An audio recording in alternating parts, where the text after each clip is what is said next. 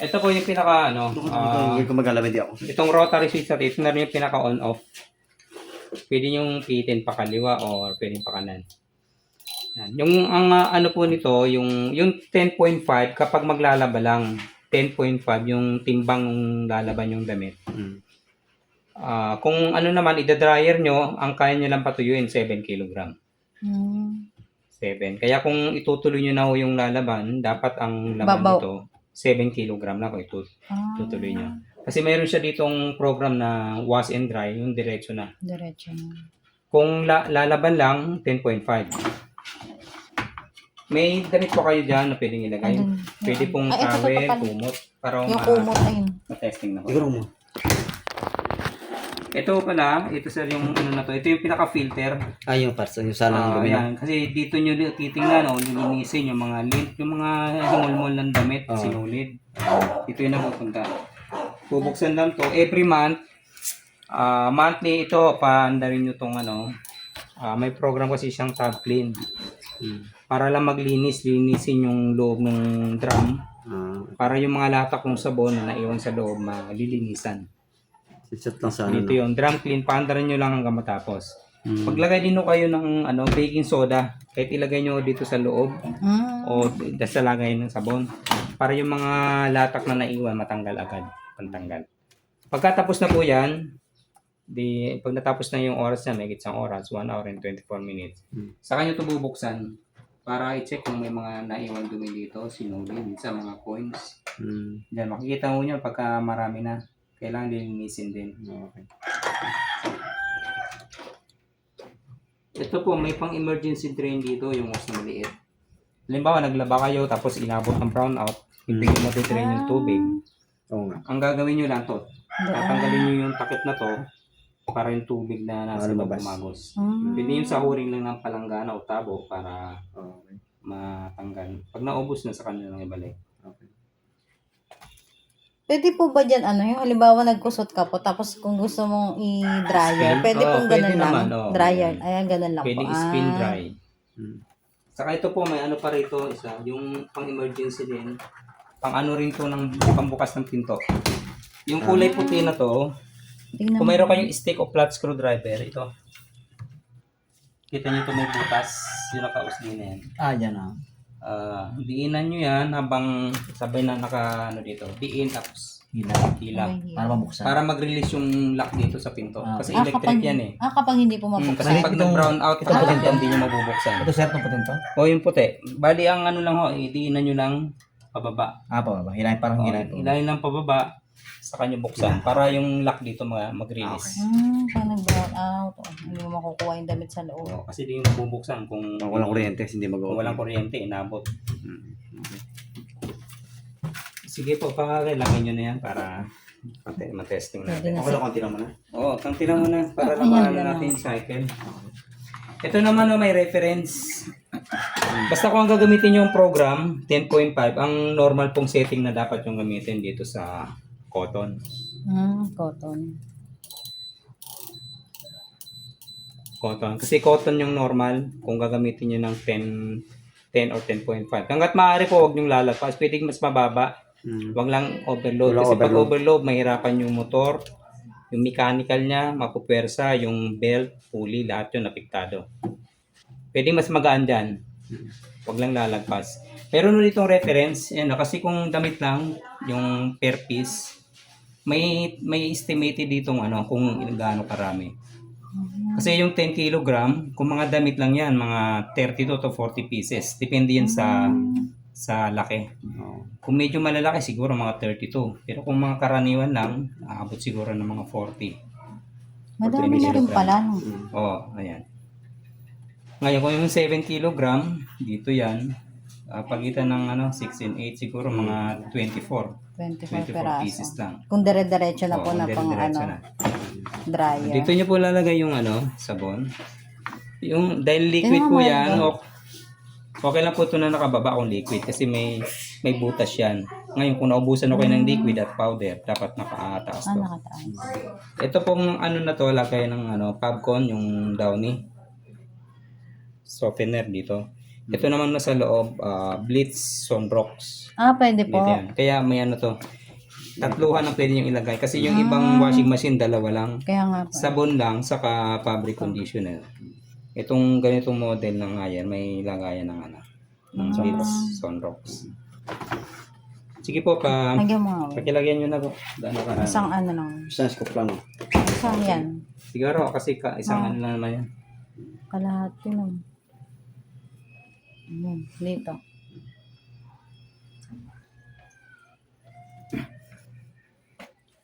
Yan, yung ano, kung lalagyan nyo na rin ng downy, pwede naman. Pwede nyo nang isabay. Pero yung downy po kasi, pampon, kukunin yan pagka nagbabanlaw na. Lagyan din. Ayun, kunin mo. Ay, nalaglag yung ano. Ito kang sukatin din.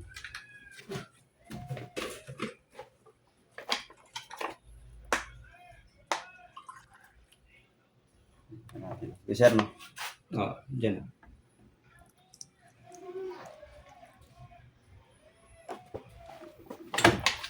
Yan, bali ito po. Cotton. Basta kung maramihan, no, cotton. Ito po, klase lang po yun ng mga damit na pwedeng ilagay yung tela.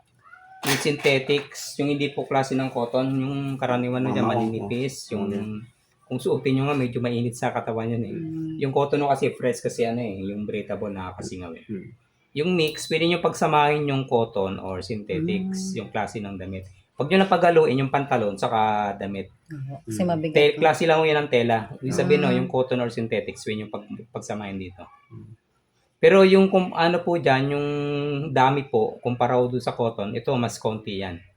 Kung ano po, magagawin yung reference, nandun po sa manual para yun po ang gagawin yung guide para hindi kayo hindi ma-overload.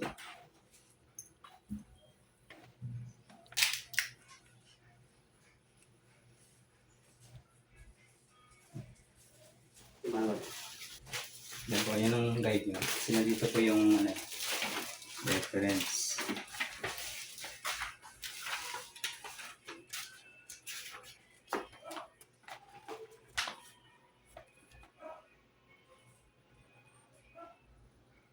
Ito po yun, ma'am. Yung cotton po kasi, pwede nyo i-maximize ng hanggang 10.5. Yung iba po, mas mababa, gaya po ng synthetics. 5 lang. Kapag synthetics ang gamit yung program, hanggang hanggang 5 kilo lang pwede nyo ilagay. Kung magda-dryer naman kayo at synthetic, hanggang 3 kilo lang. Hygiene, 5 kilo. Yan. Yung hygiene, mga ano yan, karaniwan mga underwear yan. Dito. Ganun din, parehas lang sila ng dami ng ng mix. 5 kilo kung laba, 3 kilo naman kung ida-dryer. Yung mga damit pambata, hanggang lang mo yan, 5 kilo din. 5 kilo kung wash, 3 kilo kung ida-dry. Yan, yung daily ganun din, 5 kilo, wash, 3 kilo kung ida-dry. Yan. Yung ano po, yung may oras na po yan. Itong kasi 1 hour and 8 minutes. Delicate. Yan din po. Yung delicate mas konti. 2.5. Kasi itong delicate mga yan, maninipis. Yung madaling mag-run o naghihimulmol. Kasi maselan ngayong tela. Kaya konti lang kailangan yung kung itong gagamitin yung program nasa lang. 2.5. Tapos wala siyang kung ita-dryer kasi medyo nga po yan, baka disadvisable yung dryer kasi heater. Yan. Ito naman nung spin, halimbawa nag-hand wash na kayo, gusto niyo spin dry, dito niyo ilalagay yan. 8 minutes. Yung nga po, ito namang drum clean every month, paandarin niyo po yan, 1 hour and 24 minutes. Meron na rin siyang steam kasi yung ganito po may steam, may yung pong tubig pinapainit po yan, mainit. Nakakatulong po yung panlinis. Duvet, po yan, yung maninipis lang po yan na cobre kama, yung parang lang, parang bedsheet lang, hindi masyado makapal. Ang bawal dito yung malalaki, cobre kama, kasi umaalsa yun, mabibigat na masyado yun. Pwede yun sa mga pang laundry. Ito namang jeans, mga pantalon yan. Yan, yung dry only, halimbawa po meron kayong nilaban na, ita-dry nyo lang, dito yun. Yun ang program niya. Iba pa rin pa pala tong spin po, tsaka doon sa ano. Iba, ito kasi ano lang yan, parang pipigayin lang yan. Yung dry yung katulad heater. lang po sa ordinary spin Yung ito, dry. heater talaga yan, patutuyuin yung damit. Opo, pwede pala yun. Yan, sportswear yung mga uniform sa gaya po sa basketball, volleyball, yung mga Dry jersey. fit. Yung manipis.